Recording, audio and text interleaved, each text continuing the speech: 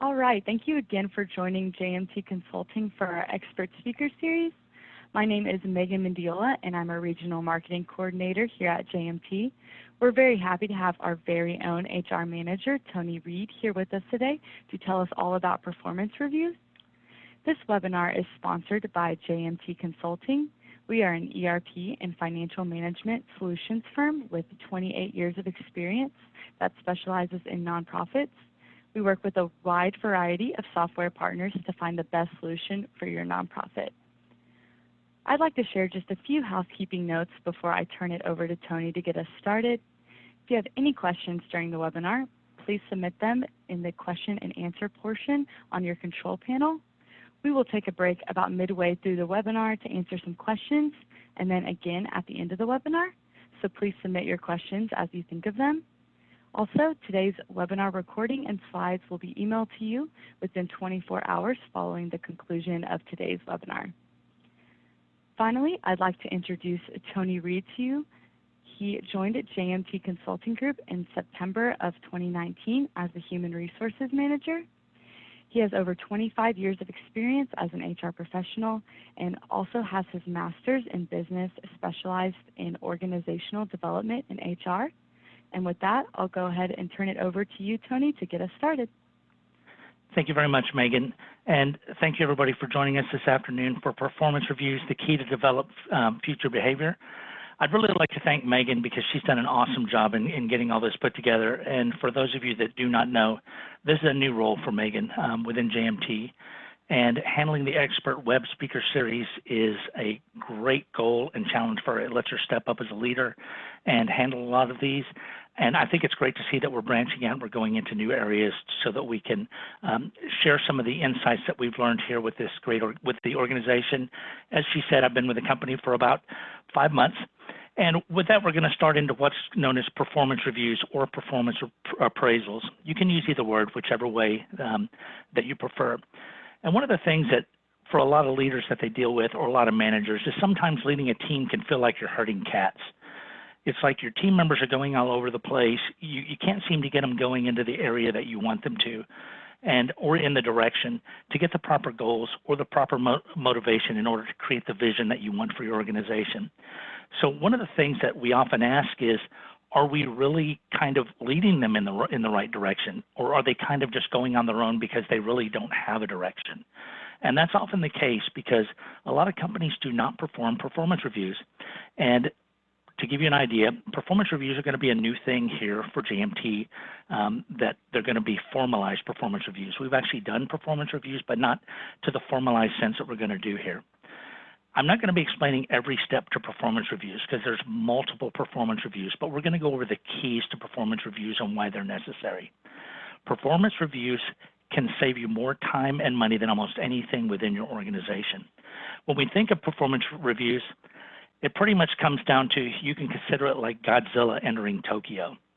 Everybody decides they want to run. It's probably one of the 3 most hated things within an organization, and those top 3 are speaking publicly, whether in a presentation or in person, being called to the office for human resources, and number 1 is handling a performance review, either receiving or having to give one.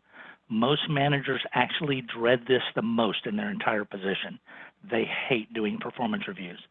And one of the reasons being is that traditional methods of performance reviews, such as annual or biannual reviews, suffer from major limitations since they focus mainly on measuring past performance rather than improving future development. It's very difficult to give or receive a performance review that covers a 12-month period. Most managers can't remember everything that happened, or they'll give some feedback about something that happened 9 or 10 months ago, and an employee will want to know, why am I hearing about that now? It's not effective, it doesn't work, and it tears down the morale of the employee. These are ineffective, and a lot of annual and biannual reviews are no longer being used. They're just not a good practice. Some effects and biases of annual and biannual reviews that happen from managers are recency bias, halo and horn effect, the central tendency bias, the spillover effect, leniency or strictness bias, contrast effect, and similar to me or the opposite of me effect. So let's discuss each one of these so you have an idea what they are. With the recency bias, that's when reviewing an employee performance, managers tend to focus on the most recent time period instead of the total time period if you're doing a yearly review. They only remember what happened recently. So let's say you have somebody who is in sales and they have a brilliant month of February and they have a terrible October, November, December. This would be the manager remembers how they haven't made any sales at the end, even though they may have had a wonderful year because the first quarter they really killed it on sales. Halo or horn effect. These are the opposite of each other. The halo is when you're allowing one good, or the horn, a bad trait, to overshadow others. An example of this could be an employee that presents well in front of customers because they dress incredibly well. And this is the trait you focus on, not on their skill set or the way they perform. They look good when they go in front of a customer. So this can be halo or horn. Or this is somebody that speaks real well, but they don't handle their reports and everything real well. A lot of their other parts of their job are not working out well, but yet you give them a great review. Or it could be conversely, this is somebody that just absolutely does amazing work, but they don't present well in front of a customer. Central tendency bias. This is probably one of the most common. You'll have a lot of managers decide they want to put everybody into the tendency to rate most of the items to the middle of a rating scale or a bell curve. So if you had a team of 12 people and you had a rating of 1 to 5, they may put one person at 1, one person at 5, 2 people at 2, 2 people at 4, and 6 people at 3, creating a perfect bell curve. So then what they do is they say, well, this is my best employee, so they'll get the 1. This is my least productive employee, they're going to get the 5. And then they start dropping everybody else in. It had nothing to do with what really happened with the team. They're creating a central tendency. With the spillover effect, this is when a manager continues to rate an employee based on past performance, failing to take into account of any recent improvements, that all they can remember is what happened in the past, and they're just stuck on that. Leniency or strictness bias. You do have some managers that they absolutely cannot give a poor performance for any employee no matter what happens. They're just too lenient. Well, I'm thinking about their family and I want to make sure they get a raise, and I just can't give them a bad performance review even though they really haven't performed at all. I'm going to go ahead and rate them as average because I can't tell them about any improvements. They're not going to take it well. And conversely, there can also be strictness. I'm going to rate everybody from 1 to 5, and nobody gets a 4 or 5 with me. Everybody's a 2 or a 3 because in order to create the greatest team ever, I've got to hold them down in order to push them forward farther and farther and farther. And there are managers that are like that too. And with a contrast effect, managers tend to compare performance to other employees rather than comparing performance to the established company standard. So they may say, employee A, they're just killing it. Everything's great with them, and you're just not matching up to what this individual does. So that's not fair. The standard should be what the company has set for the standard of the company, not what an employee is doing. And it's very easy to contrast them to another employee. Another one that's very common is similar to me or opposite of me effect. Opposite of me happens most commonly with politics, with religion, or with gender. A lot of times you can have somebody that can rate people because they're the opposite of them, and they see this as some kind of opposing factor. An example could be, for me, I'm a big LSU Tigers fan, and we had a great football year this year. And I may say, you know what, man, this guy on my team, he's a big Alabama fan, and, we don't like Alabama. So I rate them poorer because they're an Alabama fan. I know it's ridiculous, but it happens. And the same can happen with similar to me. Hey, I've got to rate this one guy on the team really good because he's a big LSU Tigers fan, and I'm an LSU Tigers fan. Or that we like the same kind of music, or we like the same kind of restaurants, or we hang out at the same places. These are very common, and this is what annual and biannual reviews tend to suffer from. So how do we avoid some of these problems? This is going to be the major question that we all ask, is when it comes to yearly and biannual reviews, since they're so common, how do we do something different? What we should do is utilize quarterly performance reviews and deliver current feedback. The key to this is the last 2 words, current feedback. If we give timely and effective current feedback, there are no surprises throughout the year. There's no way there should be 10 months before we tell an employee that they're not being productive or meeting the standards of the company.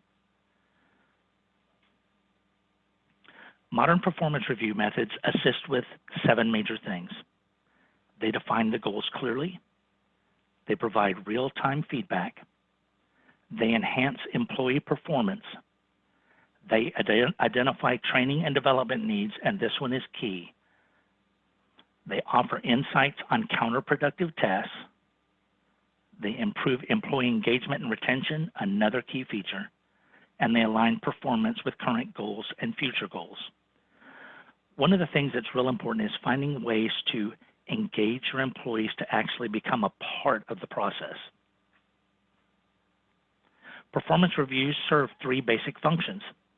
They provide the timely feedback each employee needs on their performance. They serve as a basis for modifying or changing behavior toward more effective work habits. And they provide valuable data to managers where they may judge future job tasks and employee development. So the 6 primary criteria on which you can evaluate performance are the quality of the work performed, the quantity of the work performed, the timeliness of the work to completion, so how long it takes from the start of a project to the end of a project, and is this being completed in a timely fashion? Is the work being completed cost effective? What is their need for supervision?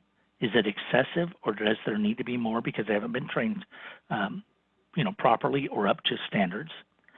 And interpersonal impact or contextual performance. And what contextual performance is that's defined as the activities that contribute to the social and psychological core of the organization.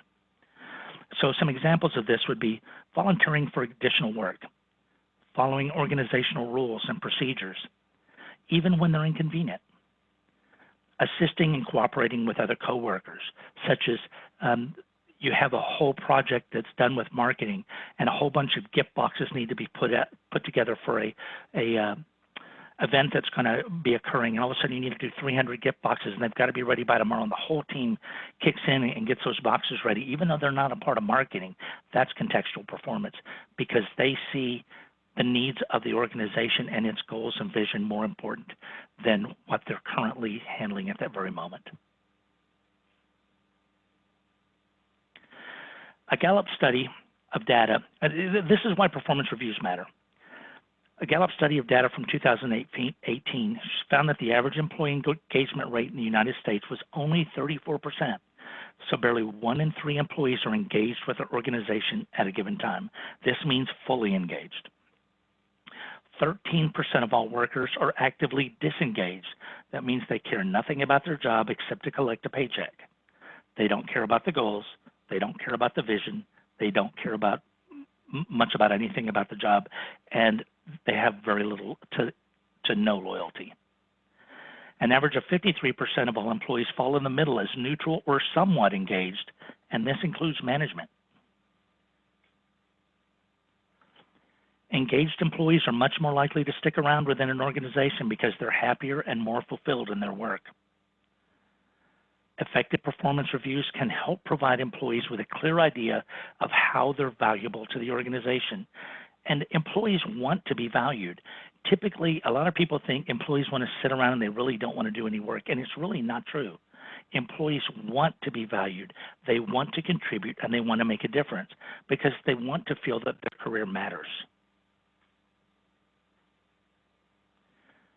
Effective reviews give employees insight on not only the opportunities they have to grow within the organization and propel their career, but how development can affect larger goals of the company. When team members, regardless of their role, understand how they create value for their employer, they're more likely to be engaged and remain that way. View the time spent with each time member as an invaluable investment to fuel for future engagement.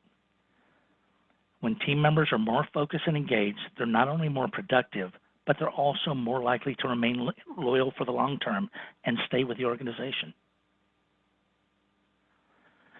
This is probably one of the most important things we're going to say today because most people are staggered by this. The average cost of replacing and training an employee before they are productive is estimated to be 1.5 times their current salary for any given position. This is a staggering cost in time, money, and manpower, and it's much easier to develop the employee in the first place. I've spoken in front of colleges, I've spoken in front of HR groups, and a lot of people will argue this point. But by the time you think about writing the job description, posting the job, reading all the resumes, all of the interviewing that's involved, all of the training, the background check, the drug test, everything that goes into getting an employee, when you hire them on day one, you're already thousands of dollars into that employee. And their first few days, they're really just learning about the organization. And then it takes 3 months before they really produce even $1 of value for the company because they're being trained, they're learning the culture, everything that goes into it, and that's 1.5 times. And it gets even more staggering when it's a top manager or a mentor that helps train people. It becomes 2.5 times the current base salary. So even for a minimum wage Domino's pizza worker, it's $26,000 to replace that employee. And most people are stunned to figure that out. This makes the time spent in performance reviews vital and cost-effective investment in the future of an organization as a whole. And I know that we're going to be stopping here, and Megan's going to take over and give you an opportunity to ask some questions before we go on to what's going to be goal setting and what I think is the most important part of performance reviews. Thank you, Tony. We actually do have a question that someone submitted, and it is, can you give us some tips for a manager who is non-confrontational and is conducting a performance review on a poor-performing employee? Yeah, whenever we have an employee that's going to come in, and one of the things about being a manager is learning to grow into different areas of management, and that means that a lot of times we need to mentor managers as well, and sometimes we need to mentor them on how they can effectively speak to employees and lead. There's a difference between managing and leading. Managing is just handling the tasks of a group of people. Leading is getting people to follow you. So some of the tips that can be used when it comes to that is having weekly meetings with the employee in order to find out how they're progressing and how things are going. Set up monthly meetings with the team. We're going to talk about this in goal setting. It really comes down to goals, and it will help all of these areas whenever you're having trouble with an employee because you don't feel they're performing well and you're not really sure how to speak to them on these areas. Goal setting and timely feedback is the key to handle every one of these problems, because once you've spoken to an employee on a weekly basis and they see the same thing coming up, it starts to become repetitive to them, and they start to pick up, hey, this is the area that I need to start focusing on. And sometimes it may come down to they haven't been trained, and they may need to use an area that they need to get some more experience with. One of the things we use at JMT is a website called Udemy, and it's UDEMY. And it lets you go in. As an example for Megan, it could be about public speaking. Oh, let's say that was an area that she wanted to go into. Udemy has a lot of courses that are 1 hour or 2 hour long, and some of them, they can be as much as $200, but they're often on sale for $10 to $15 a piece. They're on sale normally for a week, and then they're off for a week. And you could take one of those courses to help build some of the confidence of the employee, and that can also work well with managers as well. There are management courses on how to deal with crisis management with employee relations and how to have tough conversations with employees. So they can be small courses that are available because some managers actually need them and they need to be coached as well. Everybody can learn something from somebody else. Utilize your mentors. Great. We actually have one more question that just came in. It is, knowing how much fear is associated with doing reviews, and for companies adding performance reviews for the first time, how do you handle the change management required to get the staff and managers on board? That is a great question because we're going through that right now with GMT because we are just now using formalized performance reviews. I'm going to tell you it was a challenge for me because I had to get all of the leadership into goal setting. Goal setting is a practice. It's something that you don't just handle the first time. Because one of the things we're going to learn in a future slide is there's a difference between a goal and a task, and I'm going to show you what the differences are between those. It took quite a bit of work for me to get most of the goals handled for the organization. I had to be patient, I had to be persistent, and I had to listen, because I realized that not everybody would approach it the same way. And I think we'll find that for our leaders of our organization, the next couple of quarters will become much easier when it comes to goal setting, because goal setting is really the key to the entire performance review. Once the employees get used to this as a system, they'll learn not to fear performance reviews. We are actually going to be utilizing what are called 360 performance reviews, which means they get a peer review from their peers, which they cannot see the review from the peers. Then they give feedback about themselves to the manager, which the manager cannot see until they fill their feedback out. So it's a double-blind system. Once they fill their feedback out, now the manager will give their feedback about it, and they'll share it with them. In this case, for a lot of the managers, since they've never actually performed a performance review, I will sit in on most of these, and I'm not there as much to grade how the performance review is of the employee as I'm going to be there to mentor and coach the managers on how they administer the performance review, because the administration of it is the key to developing that behavior. And really that comes down, once again, to consistent feedback. So it is going to be a challenge. It's not going to be something that's going to be easy. There's going to be a lot of persistence and a lot of patience that's going to be required with it. And I know we probably have a couple of managers from JMT that are watching at the moment, and I'm sure they're shaking their heads up and down because they know that I had a challenge in getting some of the goals done, but we've got them, and a lot of them look excellent. And it took some work, but I'm glad it worked out this way. Great. Well, that looks like all the questions that we have for now. Just a reminder, we will have time for questions again at the end of the webinar, so you can still submit your questions as you think of them. And I think we are ready to move on to goal setting, Tony. All right. Thank you very much. As I said, this is the most important part of the performance review. It's not administering the performance review, and it's not really even about what happened, determining the discussion with the employee. It all happens here. The magic happens in goal setting. So what is the difference and why is goal setting? You notice that there's a bridge with a piece of a puzzle that's missing. And it's that piece of the puzzle that makes the performance review really key, and how that employee is going to get across that bridge to the goal. So what's important to consider when goal setting? Well, if you've ever taken a course in business, you know what a SMART goal is. So when you're setting goals, there need to be 5 steps that occur with every single goal. They need to be specific. They need to be measurable.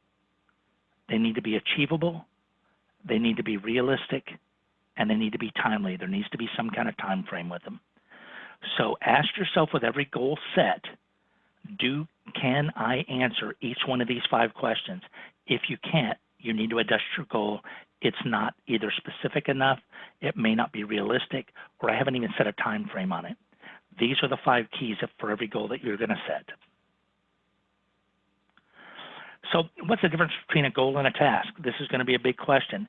And for anybody that has seen this, a goal is the big picture, a larger result you want to achieve in a specific time frame.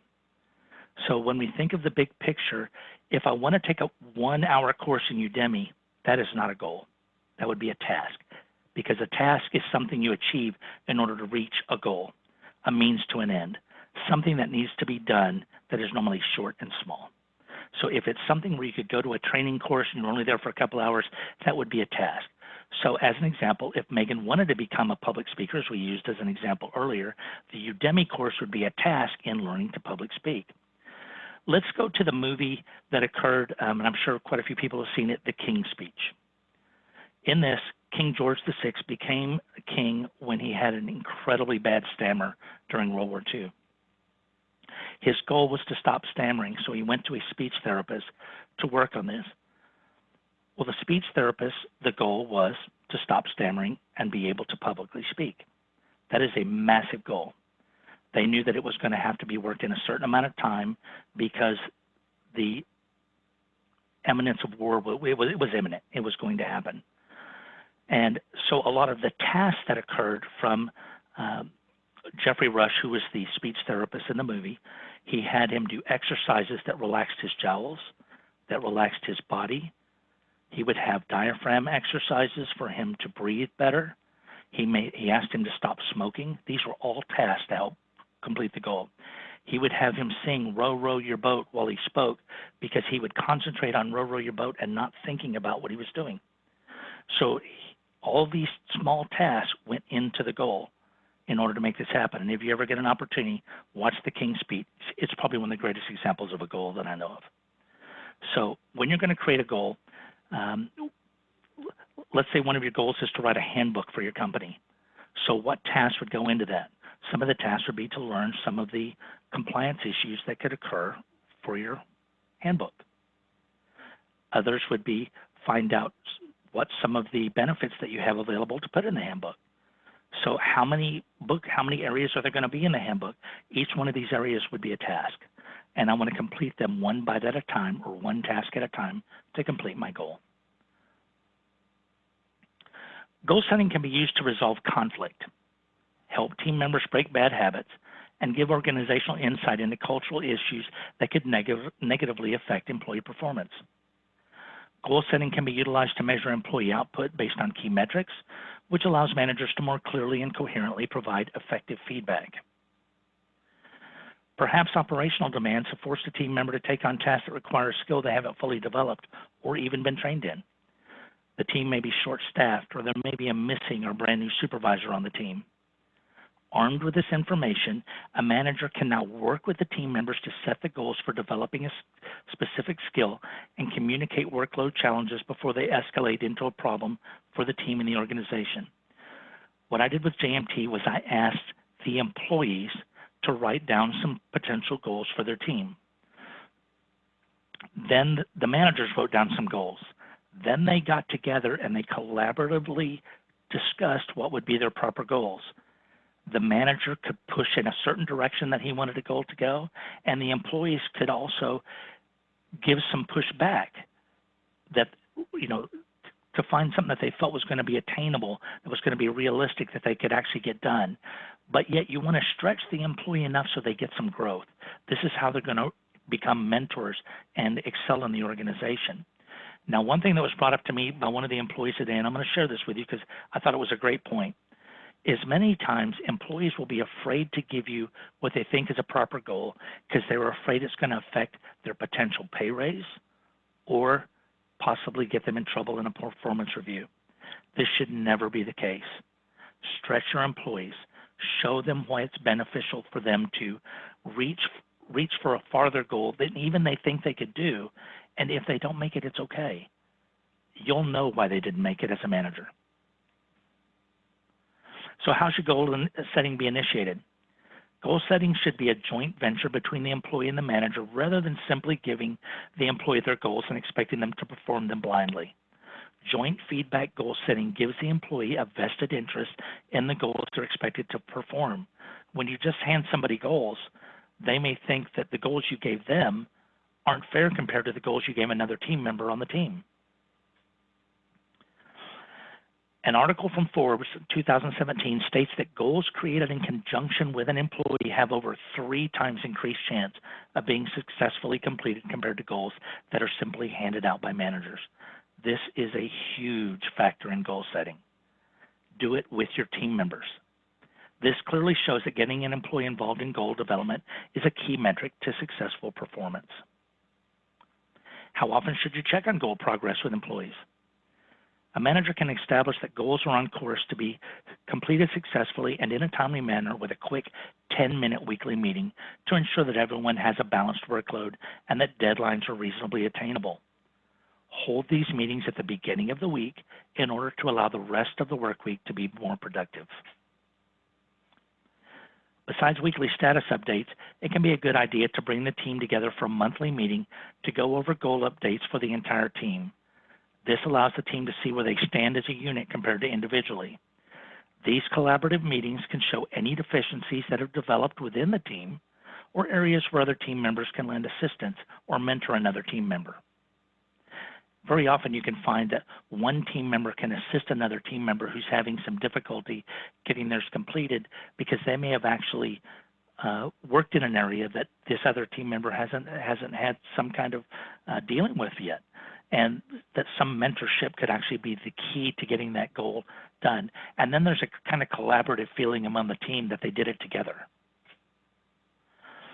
Benjamin Franklin says it best: fail to plan, plan to fail. Goal setting is the plan that sets your performance reviews, your performance appraisals in motion. The goal setting is the entire plan to make that quarter become effective. Once you're ready to have the performance review with staff members, the key area covered will be their goals for the quarter and how well they were effectively attained. Do goals need to be 100% successfully completed? No, they don't. A multitude of factors due to unseen events can come into play to alter the outcome of goals. Be prepared to note the reasons why they were not completed in the review. Now, we don't want to go back to that bias that showed leniency. Remember, where you just can't give a bad review. You must remember that this doesn't mean a manager should make excuses for an underperforming team member because they are fearful how this will make them look as a leader. This is where a leader needs to step up to the plate themselves, and this should be a part of their review because remember, the actions of their team are what make a good leader. So they should know where they are during the quarter the entire time with these weekly meetings and updates. And if another project comes into play that it interferes with a goal, note that in the goal section. Give the assessment of goal performance an honest and sincere evaluation. This is the way an employee can grow and develop to their fullest potential and potentially become a manager or a mentor, which are the most key employees that you're going to have in your organization. An overly negative review can crush and destroy the engagement of an employee. That's never the goal of an organization.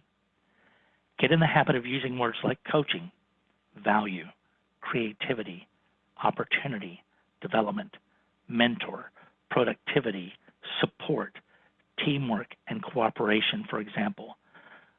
When you're writing your review and you write everything down that you're going to present to the employee, walk away from it. Come back in a day or so. Reread it again. Make sure you're using words that bring value to the employee and help them understand how they can develop to be successful in the future if they weren't meeting their goals, or praise them when they did meet their goals on what a great job they're doing. Choose your words wisely. Words hold the power to bring weal or woe. Be mindful of the words you choose. This is especially true in performance reviews. A performance review can cost you an employee, but it can also gain you a new manager or a new mentor, and that's what you're striving for. Organizations look for those leaders that can have people lead their team to grow into new positions, and a manager should never be upset that, oh my gosh, I can't have this person do too well because they're going to end up being moved to another team. You know what? They should be proud. They are a leader. They're not a manager. Leaders create leaders, and that's one of the keys that when it comes to performance reviews. So if you have any questions, this is a good time to ask, and I really think goal setting is going to be the key that can give you the success when it comes to performance reviews, and I'll turn it back over to Megan. Thank you, Tony. It looks like we do have one more question right now. It is how do you handle a situation where the employee's goals don't match the role responsibilities or the company's goals? Okay, well then that should be on the manager, because when it comes to that collaborative meeting between the employee and the management, they need to create goals that they both agree on. And this is where there's kind of a give and take on each side. So the goals should always match. No matter what happens, if they come up with goals that absolutely don't match at all, then you've got a disconnect in your team. So then that would come down to the manager actually sitting with them and saying, these are the areas where we're moving to, and these are where I need the goals to reach out to some kind of value toward where we're moving.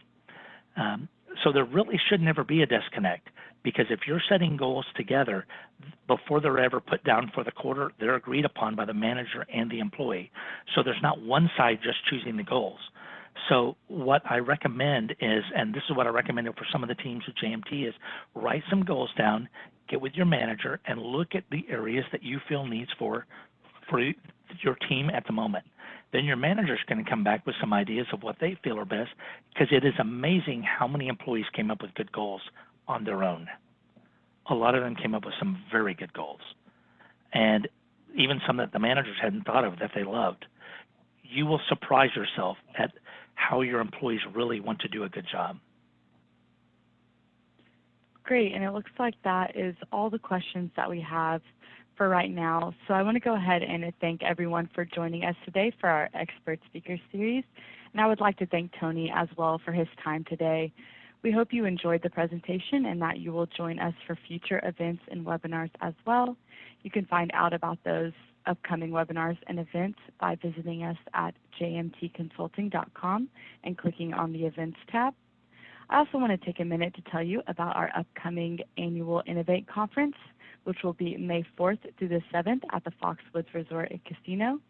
The Innovate Conference is filled with sessions that will give you the opportunity to generate new ideas, explore cloud-driven technology solutions, and earn CPE credits. Our early bird ticket prices are available now. You can get more info on the conference and purchase tickets on our website, jmtconsulting.com. And it looks like another question came in, so we'll go ahead and read that out, Tony. Great. It is any suggestions on how to handle a manager who allegedly has favorites and grades the team on that versus actual performance and numbers? That's always a big thing that happens and can be an issue for certain departments. When that happens, is what I normally recommend is one of the more senior leadership sit in on some of the performance reviews for that team.